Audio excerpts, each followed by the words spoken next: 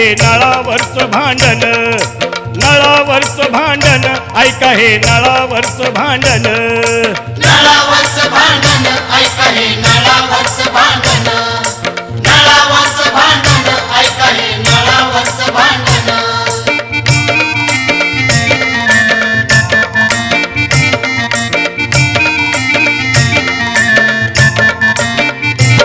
रांग पाण्याला होती लई, आली नळावर शांताबाई, ती शांतच राही ना काही, नुसती मधीच घुसायला पाही. साऱ्या बायांना राग आला आणि नाही नाही म्हणता गोंधळ झाला. काय म्हणतो? आणि मग काय झालं रे दादा? अरे बाबा, ही एकटी बाई हा? आणि त्या 12 जणी, झाली ना सुरू मग अंताक्षरी. असं? काय ग शांताबाई, तुला काय लाज लाज आहे की नाही?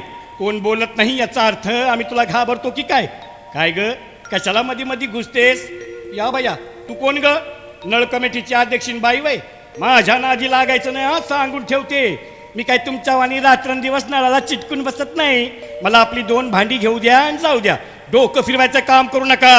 अरे बापरे, बाया तर भडकल्याच असतील मग. अरे भडकल्या, चांगल्या तडकल्या.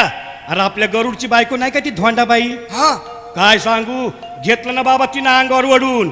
काय ग, कोणाला म्हणते डोकं फिरवू नका? मोकार गौशे, आम्ही सकाळपासून नंबर लावलेत आणि तू आत्ता चालली ना तर लागली तनतन करायला. ए धोंडे, तुझ्या डोक्यात घातली कशी तुझ्या? कोणाला ग मोकार गौशे म्हणते? कुत्रे, तुला चावला इंग्लिश कुत्रा, तुला माझ्या नादी लागती बाई आरदांड कुठली. काय सांगू आता मी मोर, शांताबाईचा भारी जोर, उभी राहिली कसून कंबर, म्हणते आता 10वा नंबर, सुरू झाली तिची भनभन, ऐका हे नळावरचं भांडण, नळावरचं भांडण, ऐका हे नळावरचं भांडण, नळावरचं भांडण, ऐका हे नळावरचं भांडण, नळावरचं भांडण, ऐका हे नळावरचं भांडण. काय रे दादा, मग मिटलं का भांडण? मिटलं. अरे आता शिकतर पेटलं. काय सांगतो? धोंडाबाईची धाकटी सुन, झाली सुरू तिची भुनभुन, तिची डेरिंग अशी पाहून गेलं वाढत हे भांडण. साऱ्या बायांनी विचार केला आणि हंडा हिचा तो फेकून दिला. अरे बापरे, आता मात्र राईटच झाली असेल. राईट? अरे बाबा, लई वाईट झालं बघ. जसा शांताबाईचा हंडा फेकला, पेटली ना शांताबाई. एकतर ती कराटेवाली हा, गेली घरात आणि आली ना घेऊन खराटा आणि घातला ना दोंडाबाईच्या डोक्यात आणि म्हणाली, तुमचं झालं वाटुळं गोटुळं तुमचं, माझा हंडा फेकला वय, या ना आता. आणि आता कुठे गेली ती हिची सून? लय जोर आलता ना तिला, ये ना म्हणावं पुढं, तुझं गाडलं मुड तुझं. आणि मग त्या धोंडाबाईचं काय झालं? धोंडाबाई?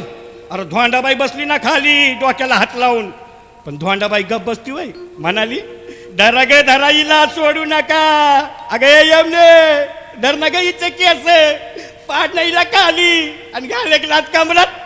गौशीने कराटा आणला ना माझ्या डोक्यात, हिच्या अंड्याला पडलं बोकीच्या, हिच्या बादलीचं वाटुळं वैन, हिचा टोप चोरीला जाईल आणि हिची टाकी रिकामीच राहील आणि हिचे बघुने सपाट होतील आणि हिचे सारे भांडे भंगार होतील ग. हिला शाप देते मी. असं? मग शांताबाई काय बोलली? शांताबाई म्हणाली, ए धोंडे, अगं कावळ्याच्या शापाने कधी ढोरं मारतात वय? अगं आता गप बस. अगं काय गप बस म्हणती अवदासा, माझ्या डोक्यात कराटा आणला आणि गप बस म्हणती. अगं ए चिंगे, तू आणि काय बघतीस? पोलीस स्टेशनला जाय वय आणि पोलीस घेऊनच ये माय. ही बाय आपल्याच्यानं नाही ऐकणार, लय पोचल बाय आहे व. आणि मग पुढं काय झालं रे दादा? अरे आली ना चिंगी पोलीस घेऊन, नेलं ना शांताबाईला धरून. हा, पण संध्याकाळी आणलं ना तिच्या नवऱ्यानं घरी जामीन करून. आणि मग काय शांताबाई गप बसती वय? दारात बसून झाली ना सुरू तिची वटवट. नवरा म्हणतो, अगं बस कर, कशाला भांडण वाढवतीस, ये घरात. आणि बाया कुठं ऐकती? आणि मग काय, शांताबाईची पण वट कमी नाही. म्हणाली, माझा नवरा म्युन्सिपाल्टीत कामाला आहे. अगं ए धोंडे, उद्या भरणं कशी पाणी भरते बघतेच मी, आणि तू येच उद्या नळावर, तुला दावतेच मी. अशी धरीन ना तुझी झिट्टी आणि देईन नळाला ठोकून खुट्टी. तुला ना मला घाल कुत्र्याला. मला पोलीस स्टेशन दावते बाई थेरडे. मग ठोकली का नळाला खुट्टी? आता मला काय माहित असं भांडण पाहिल्यावर मी केला रात्री विचार, मग सकाळी उठल्यावर केलं प्रतीक बदली घर, दूर झालं आता टेन्शन, ऐका हे नळावरचं भांडण, नळावरचं भांडण, ऐका हे नळावरचं भांडण. नळावरचं भांडण